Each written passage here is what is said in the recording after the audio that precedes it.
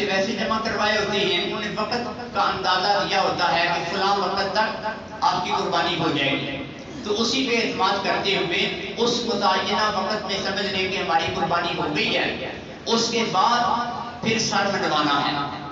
تو سر منڈوا کے تو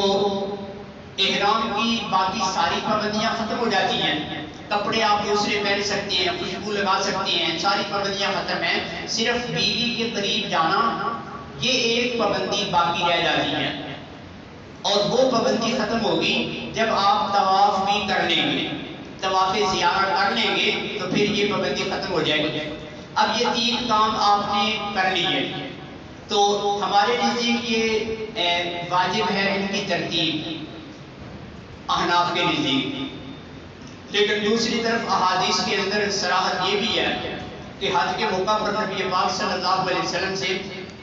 کسی نے پوچھا کہ میں نے یہ کام پہلے کر لیا، میں نے سر پہلے منڈوا لیا تھا، قربانی بعد میں ہوئی ہے، کسی نے کہا میں نے قربانی پہلے کر لی تھی، کنکریاں بعد میں والی ہیں، تو نبی پاک صلی اللہ علیہ وسلم ہر کسی کو یہ فرما رہے تھے کہ لا حرج، کوئی حرج نہیں، خیر ہے، آگے اگلے کام کرو، کوئی حرج نہیں۔ تو معلوم ہوا کہ یہ بہت سخت پابندی ایسی نہیں کہ اس کی وجہ سے دم دینا پڑے، لیکن ہمارے نزدیک احتیاط یہ ہے کہ اسی ترتیب سے، یعنی پہلے رمی، جمرات کی رمی، اس کے بعد قربانی، اس کے بعد سر منڈوانا، اور اس کے بعد طواف زیارت۔ اب یہاں مینا کے اندر ہیں تو یہ پہلے تین کام کرتے کرتے عموماً عصر کے قریب کا وقت ہو جاتا ہے یا ظہر کا وقت ہو جاتا ہے، پھر یہاں پر واپس طواف کرنے کے بعد واپس رات یہیں پر آ کر گزارنی یہ مسنون ہے، یہ سنت ہے۔ تو بعض لوگ جاتے ہیں، تھکے ہوتے ہیں،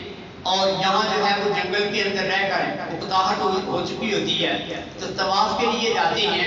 تو وہیں پر جو ہے اپنی رہائش کے اندر کو چلے جاتے ہیں، تو یہ غلط ہے، بلکہ وہاں طواف کر کے تو جب بھی آئیں آدھی رات سے زیادہ وقت آپ مینا کے اندر آ کر گزار لیں تو سنت ادا ہو جائے گی، تو اجر و ثواب مل جائے گا۔ تو اگر آج موقع نہیں ہے، آپ طواف کر کے واپس نہیں آ سکتے، تو پھر شریعت یہ بھی اجازت دیتی ہے کہ آپ اگلے دن کر لیں، اس سے اگلے دن کر لیں، یعنی عید کے 3 دن تک آپ طواف کر سکتی ہیں۔ تو یہ طواف زیارت یہ حج کا رکن ہے، اس کے بغیر حج نہیں ہوتا۔ عورتوں کے لیے ماہواری کا مسئلہ ہوتا ہے، بعض اوقات ان دنوں میں ماہواری اگر آ جائے تو مینا میں، مزدلفہ میں، وہاں کوئی مسئلہ نہیں، سارے کام اسی طرح جو ہے وہ ناپاکی کی حالت میں ہو جاتے ہیں۔ صرف یہ طواف اس کی پابندی ہے کہ طواف مسجد کے اندر ناپاکی کی حالت میں عورت نہیں آ سکتی،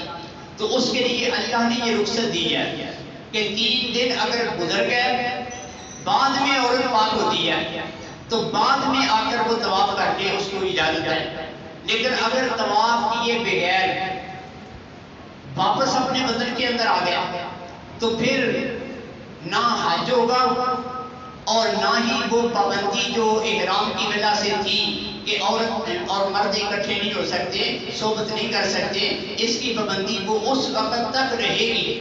جب تک اگلے سال یا اس سے اگلے سال جا کر تو دوبارہ حج اور وہ طواف نہ کرے گا، اس وقت تک یہ پابندی رہے گی۔ اس لیے حکومت بھی یہ عذر سمجھتی ہے، اگر کوئی ایسا عذر ہے تو وہ ٹکٹ بھی جو ہے وہ لیٹ کر دیتی ہے، اس وجہ سے کہ عورت کی یہ مجبوری ہے، اس کو مؤخر کر دیتے ہیں اور اس کو وقت دیا جاتا ہے۔ تو اس لیے شریعت کی پابندی بھی ہے کہ طواف کیے بغیر واپس نہیں آنا۔ اب یہ طواف کرنے کے بعد آپ فارغ ہیں، حج کے باقی سارے کام ہو گئے، صرف طواف وداع وہ رہ گیا، وہ اپنی جگہ واجب ہے، لیکن اگر کسی عورت کا ماہواری کی وجہ سے رہ جائے یا بعض اوقات اچانک کہتے ہیں کہ چلو جی ابھی چلنا ہے، وہاں تیاری کرتے ہوئے حرم میں جانے کا وقت ہی نہیں ملتا، وہاں طواف کے لیے نہیں جا سکتی، تو اگر حج سے فارغ ہو کر آپ نے نفلی طواف کیا ہے، نفلی طواف جو ویسے جاتے ہیں اور طواف کرتے ہیں، تو یہ طواف اگر کیا ہے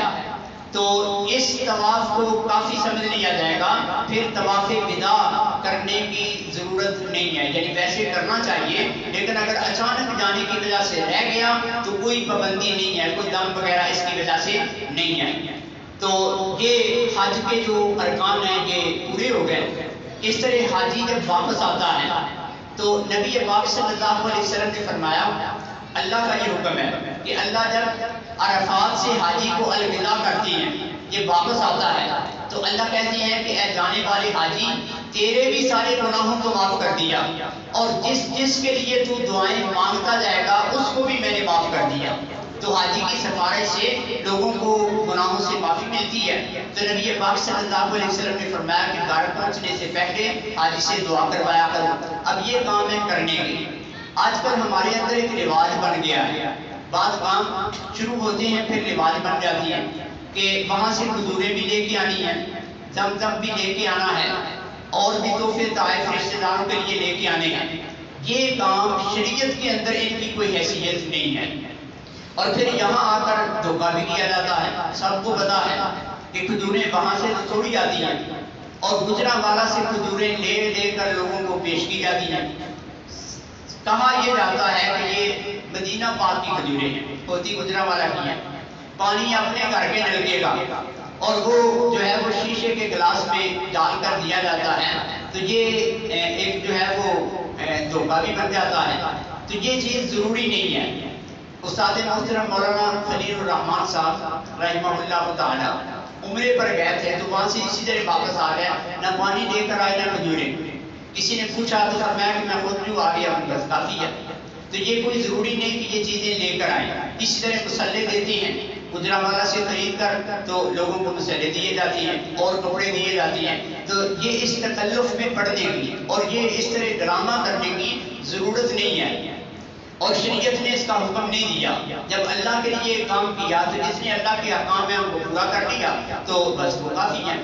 تو یہ ہمارے حج سے متعلقہ باتیں تھی، کافی ساری باتیں ان میں سے رہ بھی گئی، اور وقت بھی کافی زیادہ ہو گیا ہے، تو آپ حضرات سے معذرت کے ساتھ اسی پر اتفاق کرتے ہیں۔ اللہ تعالیٰ عمل کی توفیق عطا فرمائے۔